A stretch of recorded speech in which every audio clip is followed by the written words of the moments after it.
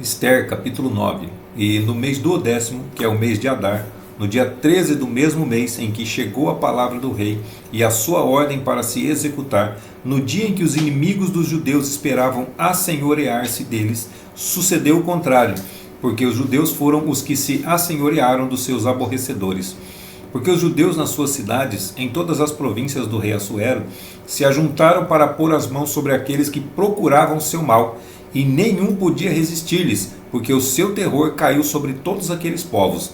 E todos os maiorais das províncias, e os sátrapas, e os governadores, e os que faziam a obra do rei, auxiliavam os judeus, porque tinha caído sobre eles o temor de Mardoqueu. Porque Mardoqueu era grande na casa do rei, e a sua fama saía por todas as províncias, porque o homem Mardoqueu se ia engrandecendo. Feriram, pois, os judeus a todos os seus inimigos, a golpes de espada, e com matança e com destruição, e fizeram dos seus aborrecedores o que quiseram.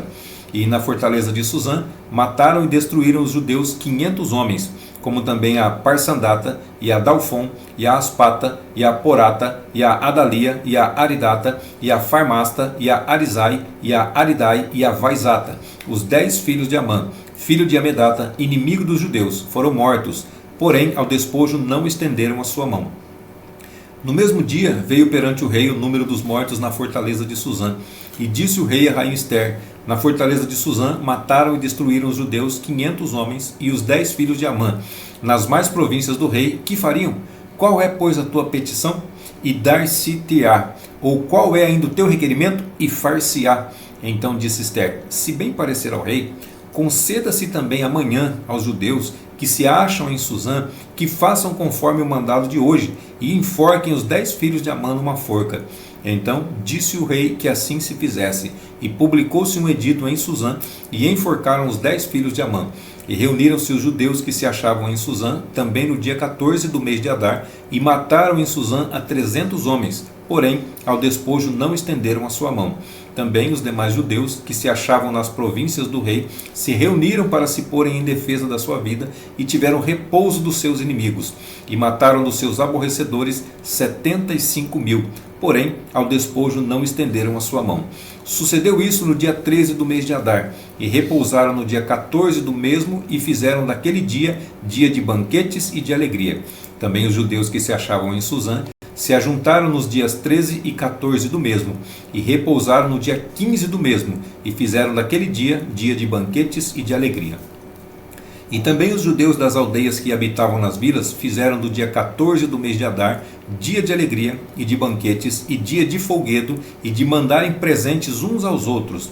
E Mardoqueu escreveu essas coisas e enviou cartas a todos os judeus que se achavam em todas as províncias do rei Assuero, aos de perto e aos de longe, ordenando-lhes que guardassem o dia 14 do mês de Adar e o dia 15 do mesmo mês todos os anos, como os dias em que os judeus tiveram repouso de seus inimigos, e o mês que se lhes mudou de tristeza em alegria, e de luto em dia de folguedo, para que os fizessem dias de banquete e de alegria, e de mandarem presentes uns aos outros e dádivas aos pobres. E se encarregaram os judeus de fazerem o que já tinham começado, como também o que Mardoqueu lhes tinha escrito, porque Amã, filho de Amedata, o Agagita, inimigo de todos os judeus, tinha intentado destruir os judeus, e tinha lançado pur, isto é, a sorte para os assolar e destruir.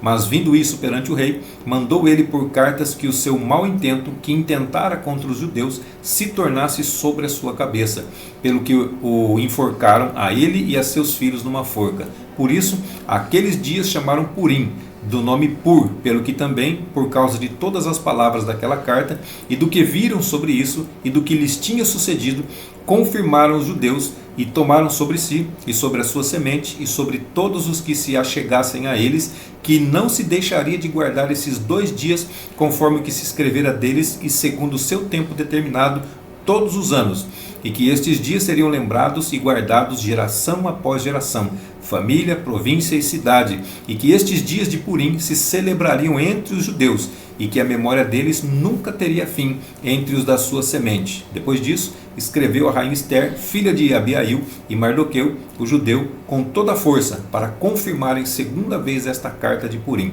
E mandaram cartas a todos os judeus, às 127 províncias do reino de Assuero, com palavras de paz e felicidade. para confirmarem estes dias de Purim nos seus tempos determinados, como Mardoqueu, o judeu, e a rainha Ester lhes tinham estabelecido, e como eles mesmos já o tinham estabelecido sobre si e sobre a sua semente, acerca do jejum e do seu clamor.